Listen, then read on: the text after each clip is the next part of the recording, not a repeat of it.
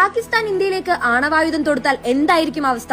ഉത്തരം ലളിതം. അവരുടെ അടുത്ത ശ്വാസത്തിന് പോലും അവസരമുണ്ടാകില്ല. ഇതാ ആ അഗ്നി സത്യം. പ്രതിരോധത്തിന്റെ ആദ്യ വജ്രായുധം വിക്ഷേപിച്ച് കണ്ണടച്ചു തുറക്കും മുമ്പേ നമ്മുടെ ബഹുതല മിസൈൽ കവചം ഒരു മഹാസർപ്പത്തെ പോലെ ഉണരും. പ്രത്യേക എയർ ഡിഫൻസ് ആകാശത്തിന്റെ അതിരുകളിൽ വെച്ച് തന്നെ ശത്രുവിനെ ഭസ്മമാക്കും. പിന്നെ ഭാരതത്തിന്റെ അത്യാധുനിക അഡ്വാൻസ് എയർ ഡിഫൻസ് ആകാശ് മിസൈലുകൾ ബാക്കിയുള്ളവയെ കഴുകൻ കണ്ണുകളോടെ കൊത്തിപ്പറിക്കും. പിന്നെയുണ്ട് റഷ്യൻ കരുത്തിന്റെ പ്രതീകം S-400.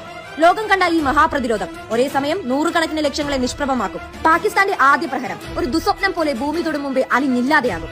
പക്ഷേ ഇത് കഥയുടെ തുടക്കം മാത്രം. കാരണം പാകിസ്ഥാൻ ആ സാഹസത്തിന് മുതിർന്നാൽ ഇന്ത്യയുടെ പ്രതികാരം വെറും ഒരു തിരിച്ചടിയായിരിക്കില്ല, അതൊരു അന്ത്യവിധിയായിരിക്കും. അവിടെയാണ് ഇന്ത്യയുടെ അജയമായ ആണവത്രയം ഉണരുന്നത്. ലോകത്തിലെ വിരലിലെണ്ണാവുന്ന 4 മഹാശക്തികൾക്ക് മാത്രം സ്വന്തമായ സംഹാരശേഷി. ഇന്ത്യ, അമേരിക്ക, റഷ്യ, ചൈന. നമുക്ക് കരയിൽ നിന്നും വായുവിൽ നിന്നും കടലിനടിയിൽ നിന്നും മരണം വിതയ്ക്കാം. 700 മുതൽ 5000 കിലോമീറ്റർ വരെ സംഹാര താണ്ഡവമാടുന്ന അഗ്നി മിസൈലുകൾ, Rafale, Sukhoi 30, MKI, Jaguar, mirage 2000. സൈനികർ നിശബ്ദമായി കാത്തിരിക്കുന്ന യമദൂതന്മാർ. ഈ ത്രിശക്തി സംഹാരം ഒന്നുറപ്പാക്കുന്നു. പാകിസ്ഥാൻ ആദ്യം നിറയൊഴിച്ചാലും ഇന്ത്യയുടെ പ്രതികാരം മിന്നൽ വേഗത്തിലും പ്രളയ സമാനമായ ശക്തിയിലും സർവനാശത്തോടെയുമായിരിക്കും. ഇന്ത്യയുടെ സന്ദേശം സൂര്യ തേജസ് പോലെ വ്യക്തം. ഞങ്ങൾക്ക് യുദ്ധക്കൊതിയില്ല. പക്ഷേ ഓർക്കുക, നിങ്ങളുടെ ചിന്തയ്ക്ക് മുമ്പേ ഈ കളി ഞങ്ങൾ അവസാനിപ്പിച്ചിരിക്കും.